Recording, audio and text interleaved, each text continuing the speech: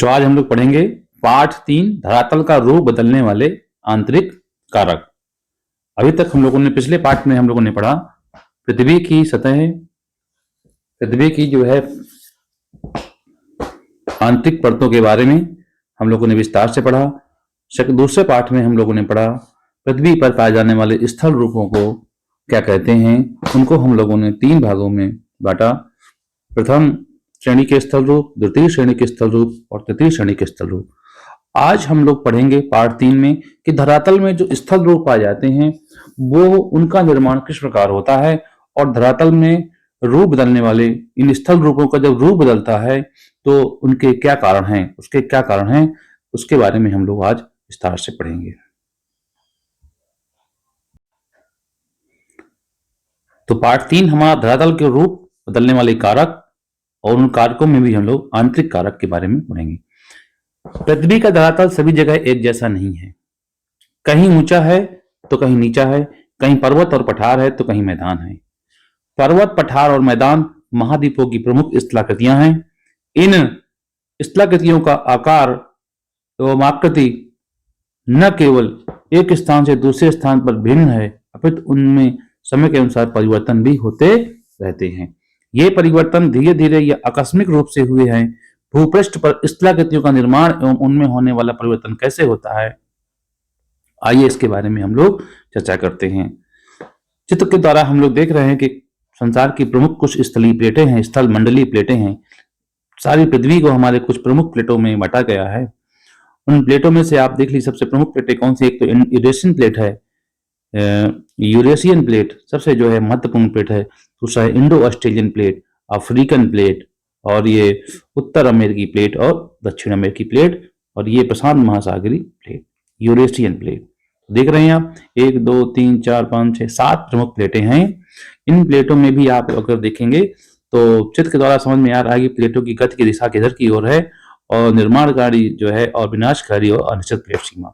आप देख रहे हैं कि अमेरिकन प्लेट यूरेशियन प्लेट की ओर जा रही है, ऑस्ट्रेलियन प्लेट भी इंडो ऑस्ट्रेलियन प्लेट भी यूरेशियन प्लेट की ओर जा रही है और दक्षिण अमेरिकी प्लेट को आप देख रहे हैं कि ये प्लेट जो है इधर से इधर की ओर जा रही है और प्रशांत महासागरीय प्लेट भी अपने पश्चिम की ओर जा रही है। तो आगे देखते हैं चित्र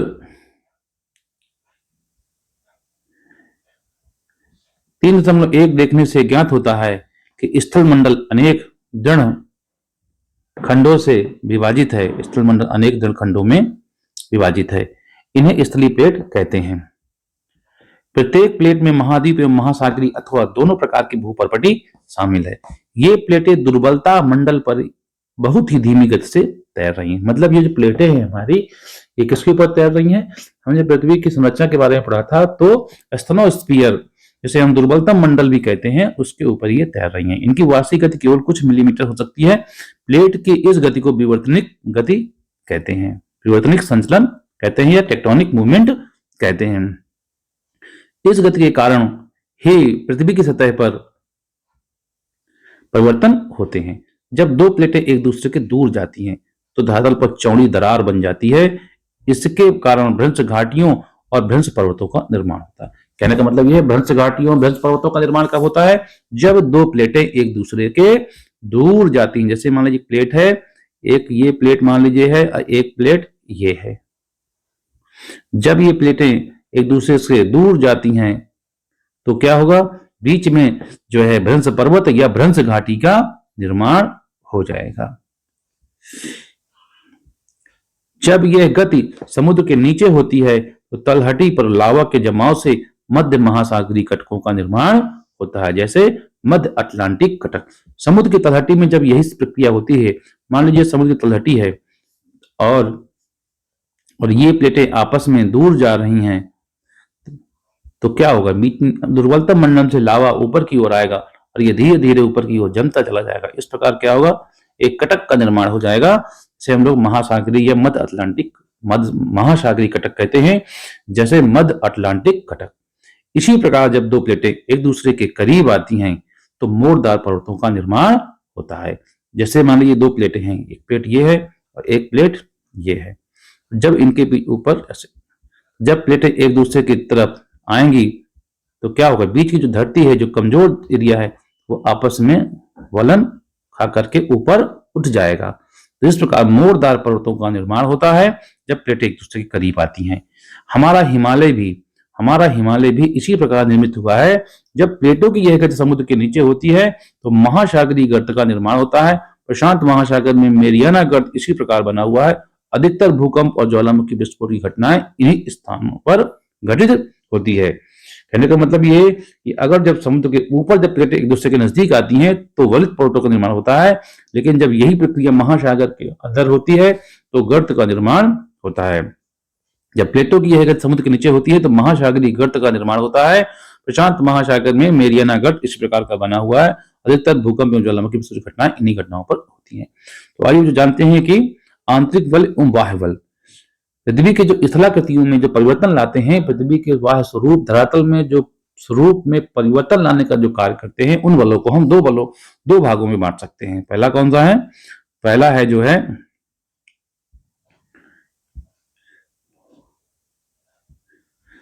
पहला आंतरिक बल है आंतरिक बल, दूसरा बाह्य बल। यहां हम आंतरिक बल की चर्चा करेंगे। आंतरिक बल या एंडोजेनिक फोर्स ऐसे बल जो पृथ्वी के आंतरिक भाग में उत्पन्न होते हैं आंतरिक बल कहलाते हैं।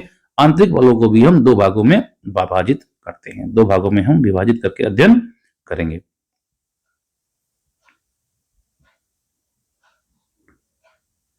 आंतरिक बल, दीर्घकालिक बल और आकस्मिक बल। आंतरिक बल का चार्ट हम लोग समझेंगे। दीर्घकालिक बल जो लंबे समय में कार्य करते हैं उन्हें दीर्घकालिक बल कहते हैं। आकस्मिक बल जो अचानक से कार्यशील हो जाते हैं उन्हें हम आकस्मिक बल कहते हैं।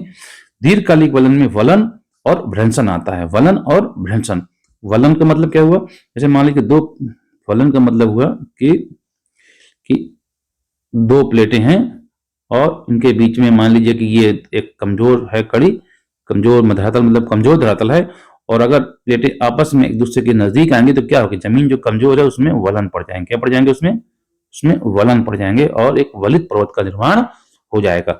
इसे हम लोग कहते हैं वलन प्रक्रिया। और इसी प्रकार अगर भ्रंशन किसे कहेंगे, जैसे मान लीजिए कि दो प्लेटें हैं ऐसे और दो प्लेट, अगर ये प्लेटें दूर की ओर चलेंगी, ऐसे चलेंगी, विपरीत दिशा में चलेंगी तो क्या होगा, बीच की जो पपड़ी है वो टूटेगी। क्या होगी? टूट जाएगी। तो यहाँ पर या तो बीच का जो स्थल है वो खड़ा रह जाएगा, तो ये इधर चले जाएंगे, तो बीच में जो बचेगा स्थल वो क्या कहलाएगा? वो कहलाएगा भ्रंश पर्वत या जो है भ्रंश घाटी या हौस पर्वत। आकस्मिक बल के अंतर्गत आते हैं तो ज्वालामुखी से हम लोग पिछले अध्याय में हम लोगों ने पढ़ा कि ज्वालामुखी विस्फोट कैसे होते हैं। दुर्बलता मंडल में जब हमारा जो है परतों में लावा नीचे का तोड़ करके, कमजोर को तोड़ करके ऊपर की ओर विस्फोट के साथ आने लगता है और इस प्रकार जो है शंकु के आकार की आकृति बन जाती है, उसे हम ज्वालामुखी कहते हैं। तो ये जो है ज्वालामुखी इतने शक्तिशाली होते हैं कि उस जहां पर ये विस्फोटित होते हैं उस जगह का फिनोमेना बदलने की क्षमता रखते हैं। इसी प्रकार भूकंप भी जो है अंदर की जो गतियों के कारण से जब एकाएक जो है हलचल होने लगती है आंतरिक परतों में तो भूकंप का रूप धारण कर लेती है। तो आइए बच्चों इसको पढ़ते हैं कि दीर्घकालिक बल, इस बल के द्वारा परिवर्तन इतनी धीमी गति से होते हैं कि मनुष्य को इसका आभास नहीं हो पाता है। इसका प्रभाव हजारों वर्षों बाद दिखाई देता है, जैसे महाद्वीप, पर्वत, पठार, मैदान निर्माण का निर्माण दीर्घकालिक बलों के द्वारा ही होता है।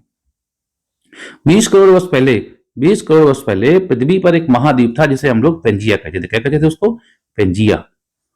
इसके चारों एक पैंथालसा नाम का महासागर था। पेंजिया और पैंथालसा। पृथ्वी की प्लेट के खिसकाव के कारण नए महाद्वीपों एवं महासागरों का निर्माण हुआ और पृथ्वी वर्तमान स्वरूप में आई। पृथ्वी पर आज 7 महाद्वीप हैं। भूमि और महासागरों के विस्तार एवं आकार में अभी तक बदलाव हो रहे हैं।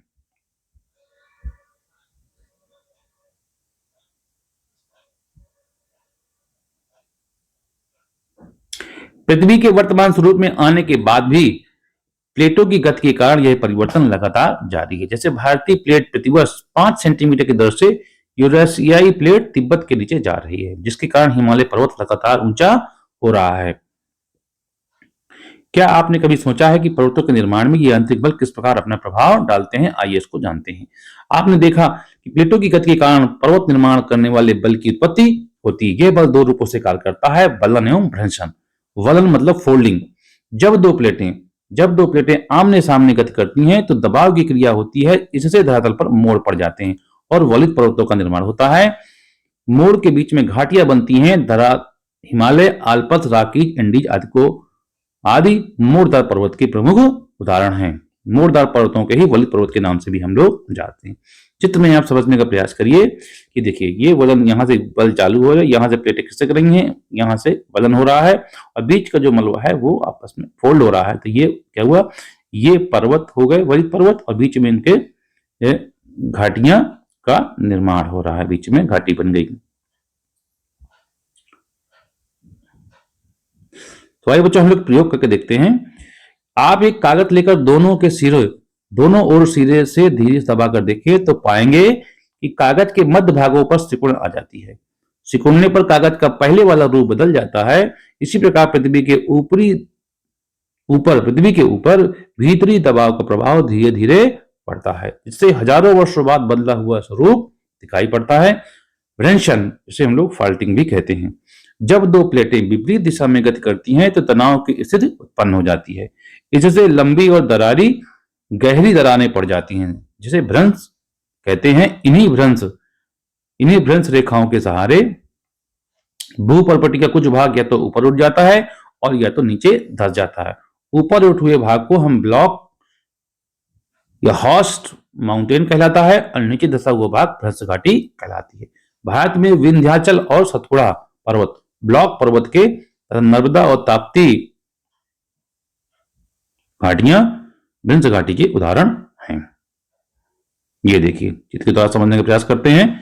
ये देखिए, देख रहे हैं, ये जब चीजें ये आपस में खिसक रही हैं तो अब ये बीच का हिस्सा चला गया नीचे, तो ये अगल जो किनारे जो रह गए, ये क्या हो गया, रिफ्ट घाटी निर्माण बन गया, घाटी बन गई।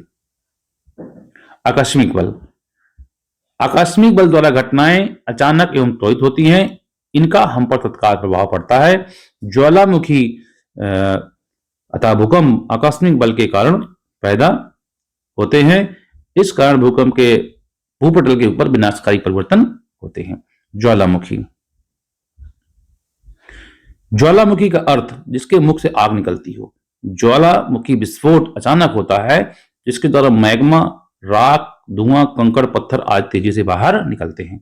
इन सभी वस्तुओं का निकास एक सक्रिय नली द्वारा होता है, जिसको हम निकास नली कहते हैं। मैग्मा धरती पर आने के लिए एक छिद्र बनाता है। इस छिद्र को हम लोग क्रेटर कहते हैं। जब ज्वालामुखी का उद्गार शांत हो जाता है तो उस क्रेटर में पानी इकट्ठा जाता है, इसे हम क्रेटर झील कहते हैं। भीतर के पदार्थ बाहर निकलकर धरातल पर जमा होते रहते हैं, जिससे शंख के आकार का ढेर बन जाता है। इसे ही ज्वालामुखी पर्वत कहते हैं। कभी कभी धरती की सतह पर लंबी दरार बन जाती है, जिससे पृथ्वी के अंदर का मैग्मा रुक रुक कर लावे के रूप में बाहर आता रहता है। इससे धरातल का विस्तृत क्षेत्र लावे की कई परतों से ढक जाता है और लावा पठार का निर्माण होता है। भारत में दक्कन के पठार का निर्माण भी इसी प्रकार हुआ है। तो देखते हैं कि ये जो देखिए, ये एक हमारा क्रॉस सेक्शन है ज्वालामुखी का। देखिए यहां से जो है ये लावा, ये दुर्बलता मंडल से लावा यहां से ऊपर की ओर जा रहा है। ये जो नली है इसको हम निकास नली कहते हैं। और इसके ऊपर देखिए गड्ढा सा बन जाता है, इसे हम लोग क्रेटर कहते हैं, ब्यूअर कहते हैं। तो यहाँ पर जब ठंडा होने पर जब पानी भर जाता है, इसे हम क्रेटर झील भी कहते हैं। और जब धीरे धीरे लावा जमता रहता है तो इससे हम लावा पठार का निर्माण भी हो जाता है। ठीक है, ज्वालामुखी का उद्गार क्यों होता है आइए समझें। जहां पर भूतल कमजोर है, एस्थेनोस्फीयर का मैग्मा उस भाग को तोड़कर बाहर निकलने का प्रयास करता है, जो हमें ज्वालामुखी के रूप में दिखाई देता है। चूल्हे पर रोटी या कुकर में दाल पकते समय आप देखेंगे कि पाएंगे जब रोटी फूलते फूलते अधिक फूल जाती है तो एक छिद्र हो जाता है, जिससे वाष्प बाहर निकलने लगती है। और कभी कभी तो रोटी का छिद्र इतना बड़ा हो जाता है कि दरार बन जाती है और रोटी की वाष्प बाहर निकलने लगती है। आपने दीपावली में, बारात में, अन्य उत्सवों में, त्योहारों को मनाते समय अनार का पटाखा जलते हुए देखा होगा। अनार के भीतर से जलते हुए तेजी से 7 पदार्थ जैसे गैस, चिंगारी, राख आदि बाहर निकलते हैं, ऊंचाई तक जाकर फिर धरती पर आकर गिरते हैं। इसी प्रकार ज्वालामुखी उद्गार के समय धरती के भीतर से मैग्मा, लावा, राख आदि बाहर निकलकर जमा होते हैं। इससे ज्वालामुखी पर्वत और लावा का पठार का निर्माण होता है। आप मिट्टी का बना खाली अनार लीजिए, उसमें छिद्र से थर्मोकोल के छोटे छोटे टुकड़े, कागज के टुकड़े, लकड़ी का बुरादा लेकर भर लें। फिर अनार की पेंदी में नीचे से एक छोटा सा छिद्र करके उसमें रबर की नली लगाएं। छिद्र को अच्छी तरह बंद करके रबर नली से मुंह से फूंक मारकर देखें, हवा के बल द्वारा भीतर से कागज के टुकड़े, बुरादा आदि बाहर आ जाता है। अर्थात आप समझ गए होंगे बिना बल के ज्वालामुखी का उद्गार नहीं होता। तो आइए जाने ज्वालामुखी कितने प्रकार के होते हैं। ज्वालामुखी के कितने प्रकार होते हैं। तो सक्रियता के आधार पर ज्वालामुखी को सामान्यतः 3 वर्गों में बांटा जाता है। पहला सक्रिय ज्वालामुखी है, एक्टिव वोल्केनो। सक्रिय ज्वालामुखी हमेशा क्रियाशील रहते हैं, इनके मुख से लावा हमेशा निकलता रहता है। जैसे इटली के एटना, स्ट्राम्बोली, ये सक्रिय ज्वालामुखी के उदाहरण हैं। एटना और स्ट्राम्बोली कहाँ के हैं? ये इटली के, ये सक्रिय ज्वालामुखी के उदाहरण हैं। स्ट्राम्बोली ज्वालामुखी भूमध्य सागर में एक द्वीप पर स्थित है, जिससे सदैव उद्गार होने से आसपास का क्षेत्र प्रकाशमान रहता है। इसी कारण इस ज्वालामुखी को भूमध्य सागर का प्रकाश स्तंभ भी कहते हैं। स्ट्राम्बोली को क्या कहते हैं? भूमध्य सागर का प्रकाश स्तंभ भी कहते हैं। संसार का सबसे ऊंचा ज्वालामुखी, सक्रिय ज्वालामुखी दक्षिणी अमेरिका का कोटोपैक्सी है। क्या है? कोटोपैक्सी, दक्षिणी अमेरिका का सक्रिय ज्वालामुखी।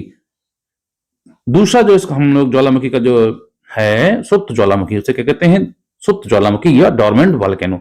जब ज्वालामुखी का विस्फोट बहुत कम कभी कभार होता है तो उस ज्वालामुखी को सुप्त ज्वालामुखी कहते हैं। क्या कहते हैं उसको? डोरमेंट ज्वालामुखी या सुप्त ज्वालामुखी।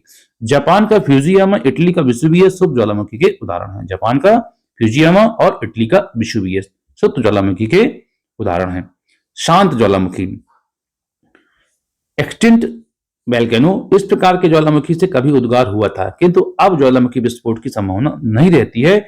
इसका मुख ज्वालामुखी पदार्थों से भरकर बंद हो जाता है। इसके मुख्य क्रेटर में पानी भर जाने के कारण क्रेटर झील बन जाती है।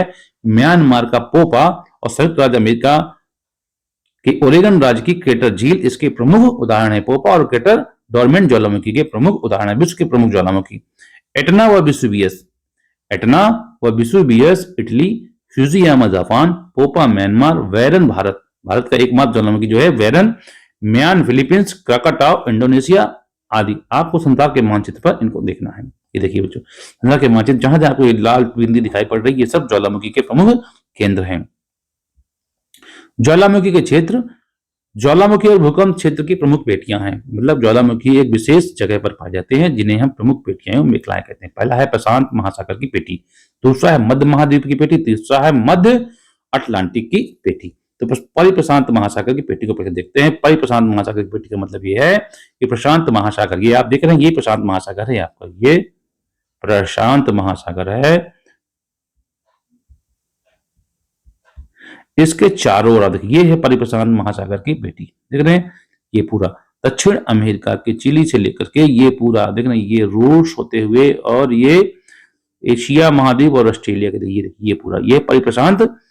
और दूसरा है मध्य महाद्वीप की पेटी। ये देखिए, ये महाद्वीप के मध्य में एक पेटी पाई जाती है जो हमारे हिमालय से ऊपर से गुजरती है। और एक ये देखिए ये पेटी है। तो ये हमारी 3 पेटियां हो गई, मध्य अटलांटिक पेटी और परिप्रशांत महासागर पेटी, और ये हो गई पेटी। जहां मोड़दार पर्वत हैं, अधिकतर ज्वालामुखी क्षेत्र वहीं पाए जाते हैं, क्योंकि पृथ्वी की पपड़ी का एक भारी किनारा जब दूसरे हल्के किनारे के साथ घुलकर गलता है, तब यह मैग्मा बनकर ज्वालामुखी के रूप में बाहर आ जाता है। ज्वालामुखी तथा भूकंप लगभग एक ही क्षेत्र में पाए जाते हैं। विश्व मानचित्र में देखिए, तो देखिए ये जो देख रहे हैं आप नीले से, ये भूकंप की पूरी पेटी है और ये ज्वालामुखी पेटी, दोनों करीब करीब एक दूसरे के साथ ही पाए जाते हैं। ज्वालामुखी का मानव जीवन पर प्रभाव, ज्वालामुखी का मानव जीवन पर क्या प्रभाव पड़ता है, आइए इसको समझते हैं। लावा से बनी काली मिट्टी से गन्ना और कपास की अच्छी पैदावार होती है। ज्वालामुखी विस्फोट से निकलने वाला लावा के नीचे वनस्पति और जीव जंतु दब जाते हैं, ये इसका नुकसान है। ज्वालामुखी विस्फोट से बहुमूल्य खनिज पदार्थ जैसे लोहा खनिज उत्पादन जाते हैं। ज्वालामुखी विस्फोट के कारण समीपवर्ती भागों में प्रायः भूकंप भी आ जाते हैं। ज्वालामुखी प्रदेश में गर्म जल के स्रोत मिलते हैं, जिसके कारण पानी में गंधक घुले रहते हैं, चंद लोगों के लिए अधिक फायदेमंद है। लावा प्रभाव से सैकड़ों किलोमीटर तक खेत मकान आदि सब नष्ट हो जाते हैं। समुद्र में ज्वालामुखी विस्फोट से जल उबलने लगता है, जिसे हम बड़वानल कहा जाता है। इसके फलस्वरूप समुद्री जीव और मछलियां मर जाती हैं। अधिक तापमान वाली भाप को संचित कर भूतापी बिजली का निर्माण होता है। क्रेटर झील के बनने पर पर्यटक स्थल बनता है तथा झील का पानी सिंचाई के काम आता है। ज्वालामुखी उद्गार के समय कई जहरीली गैसें निकलती हैं जो वायुमंडल में प्रदूषण फैलाती हैं। भूकंप, तो आइए बच्चे देखते हैं आकस्मिक बलों में दूसरा कारण है भूकंप। जब पृथ्वी की सतह पर अचानक कंपन होता है तो इसे भूकंप कहते हैं। यह पृथ्वी पर स्थलीय प्लेटों की गति का परिणाम है। भूकंप हल्के कंपन से लेकर विनाशकारी प्रभाव वाले हो सकते हैं। स्थलीय प्लेटों की गति के फलस्वरूप पृथ्वी के आंतरिक भाग में हलचल उत्पन्न होती है। इन हलचलों के कारण पृथ्वी में भूकंपीय तरंगें या कंपन उत्पन्न होती हैं। पृथ्वी के अंदर जहां से कंपन उत्पन्न होता है उस केंद्र को हम भूकंप कहते हैं या फोकस कहते हैं। इस उद्गम केंद्र के ठीक ऊपर धरातल पर स्थित बिंदु को हम लोग एपिसेंटर या अधिकेंद्र कहते हैं। इस स्थान पर भूकंपीय तरंगे सबसे पहले पहुंचती हैं। अधिकेंद्र से भूकंपीय तरंगे उसी प्रकार फैलती हैं जैसे किसी तालाब में कंकड़ फेंकने पर तरंगे उत्पन्न होती हैं। तो जैसे मान लीजिए ये जो है हम समझते हैं इसको इस प्रकार, जैसे मान लीजिए हमारी पृथ्वी है और यहाँ पर भूकंपीय हलचल शुरू हुई। सबसे पहले ये हुआ हमारा भूकंप केंद्र हुआ। सबसे पहले धरातल में जहां पर इसे महसूस किया जाएगा उसे हम कहेंगे ईपी सेंटर। क्या कहेंगे उसको? EP centre. और ये क्या होगा? हमारा फोकस। ये हो गया हमारा फोकस। धरातल पर सबसे अधिक कंपन अधिकेंद्र पर होता है। सबसे अधिक कंपन कहां होता है? जहां वो सबसे पहले महसूस होता है। अधिकेंद्र से दूरी जैसे जैसे बढ़ती जाती है वैसे वैसे भूकंप की तीव्रता में कमी होती जाती है। जब भूकंप का अधिकेंद्र समुद्र की तलहटी पर होता है तो समुद्र में बहुत ऊंची ऊंची लहरें उठ करके समुद्र तट की ओर बढ़ती हैं। तटवर्ती क्षेत्रों में पहुंचकर ये विनाश का रूप धारण कर लेती हैं। इनको सुनामी कहते हैं। प्रशांत महासागर के चारों ओर विश्व के लगभग 80% भूकंप आते हैं एवं ज्वालामुखी क्रिया होती है। इसलिए इस क्षेत्र को परिप्रशांत अग्निवलय या सर्कम पैसिफिक रिंग भी कहा जाता है। सर्कम पैसिफिक फायर रिंग कहते हैं। इसके अतिरिक्त भूकंप का दूसरा प्रमुख क्षेत्र भूमध्य सागर से हिमालय तक फैला हुआ है जिसे हम अंतर महाद्वीपीय पेटी कहते हैं। भारत के भूकंप क्षेत्र इसी पट्टी में आते हैं। भूकंप से बचाव क्या हो सकते हैं? भूकंप एक अति तीव्रगामी विनाशकारी प्राकृतिक आपदा है। इसके आने पर काफी जनधन की हानि होती है। अधिकतर लोग भवनों के मलबों के नीचे दबकर मर जाते हैं क्योंकि स्थानीय भवन मकान भूकंप रोधी नहीं बनाए जाते। भूकंप से बचने के लिए निम्नलिखित उपाय अपनाएं। अगर आप ग्रामीण क्षेत्र में होते हैं तो भूकंप आने के समय स्कूल भवन से तुरंत बाहर भागकर खुले स्थान पर भवन से दूर खड़े हो जाएं। या अगर कस्बा या कस्बा क्षेत्र में है तो किसी मेज, तख्त या अन्य ठोस वस्तु के नीचे छिप जाएं। ध्यान रहे कि खिड़की, अलमारी या भारी वजनी वस्तु या पंखे के नीचे अथवा बगल में नहीं छिपना चाहिए। अगर आप बहुमंजिली हैं, अगर मकान बहुमंजिली है तो मकान के बाहर निकलकर सिर को हाथ से तौलिया से ढक लें। तो अगर आपके पास हेलमेट है तो सील लगा लें। ऐसे समय में लिफ्ट से नीचे उतरना नहीं चाहिए। अगर आप खुले क्षेत्र में हो तुरंत पेड़, बिजली तार के खंभे मकान से दूर खड़े हो जाएं। अगर आप सड़क पर चल रहे हो तो तुरंत रुककर फ्लाईओवर, पावर लाइन और विज्ञापन बोर्ड से दूर खड़े जाएं। यदि कार से चल रहे हैं तो कार छोड़कर बाहर खुली जगह पर दूर खड़े हो जाएं। यदि आप सिनेमा हॉल, स्टेडियम या ऑडिटोरियम में हैं तो वहां पहले वृद्धों, दिव्यांगों तथा छोटे बच्चों को जाने दें। तुरंत अपने सिर पर हाथ रखते हुए बाहर निकलकर दूर खड़े हो जाएं। भूकंप से मानव को होने वाले लाभ एवं हानियां। भूकंप से हमें क्या लाभ है और क्या हानियां हैं, इनको समझते हैं। पहला है भूकंप से लाभ। भूकंप भी तरंगे पृथ्वी को पार कर जाती है जिससे हमें पृथ्वी के भीतर की जानकारी मिलती है। भूकंप आने से बहुमूल्य खनिज पदार्थ पृथ्वी के आंतरिक भागों से धरातल पर आ जाते हैं। भूकंप समुद्री भाग में भूकंप आने से तटीय भाग नीचे धंस जाते हैं जिससे कि गहरी खाइयों का निर्माण होता है। इसके फलस्वरूप बड़े जलयान तटीय क्षेत्र तक पहुंच जाते हैं और बंदरगाहों का निर्माण होता है। नुकसान क्या है? भूकंप से सड़क, रेल पटरी, पुल, बिजली आदि खंभे मतलब पूरा इंफ्रास्ट्रक्चर हमारा नष्ट हो जाता है। भूकंप से मकान नष्ट हो जाते हैं, कल कारखाना, खानों में आग लग जाती है। भूकंप प्रभावित क्षेत्रों में भूस्खलन क्रिया तेजी से होती है जिससे बड़े बड़े भूभाग धंस जाते हैं। गहरे समुद्री भागों में तीव्र भूकंप आने के कारण सुनामी जैसी लहरें उत्पन्न होती हैं जिससे तटीय क्षेत्रों में जन धन की हानि होती है। तो इसी के साथ हमारा ये पाठ समाप्त होता है। अब हम इसके प्रश्न अभ्यास करेंगे जिसको आप अपनी नोटबुक में नोट करते। तो पहला प्रश्न बच्चों हमारा दिया हुआ है इसमें, स्थलीय मंडलीय प्लेट किसे कहते हैं? स्थल मंडल अनेक दृढ़खंडों में विभाजित है। इन्हीं खंडों को स्थलीय प्लेट कहते हैं। पृथ्वी के आंतरिक बल से आप क्या समझते हैं? ऐसे बल जो पृथ्वी के आंतरिक भागों में उत्पन्न होते हैं आंतरिक बल कहलाते हैं। मोड़दार पर्वतों का निर्माण कैसे होता है? जब आंतरिक बल आमने सामने कार्य करते हैं तब दबाव की क्रिया होती है इससे धरातल में मोड़ पड़ जाते हैं और मोड़दार वलित पर्वतों का निर्माण होता है। ज्वालामुखी कितने प्रकार के होते हैं? इनके लक्षणों को स्पष्ट करें। ज्वालामुखी 3 प्रकार के होते हैं, जागृत ज्वालामुखी, सुषुप्त ज्वालामुखी और शांत ज्वालामुखी।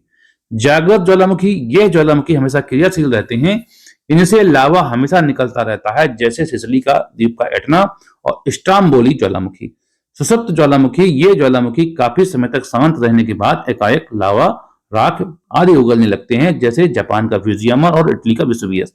शांत ज्वालामुखी, इस ज्वालामुखी से कभी उद्गार हुआ था किंतु अब नहीं हो रहा है, क्योंकि इसका मुख क्रेटर ज्वालामुखी पदार्थों से या पानी भर जाने का बंद हो गया है।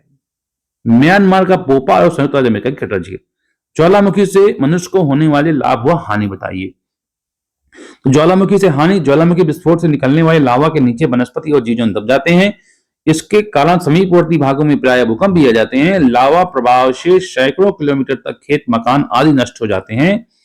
समुद्र में विस्फोट से जले उबलने लगता है, जल उबलने लगता है, गलत लिखा है, जल, इसको काट लीजिए, और प्रवाह, ये इसको काट लीजिए। तो प्रवाह से सैकड़ों किलोमीटर तक खेत, मकान नष्ट होते हैं। समुद्र में विस्फोट से जल उबलने लगता है, जिसे बर्ड वानल कहा जाता है, जिससे समुद्र जीव मर जाते हैं।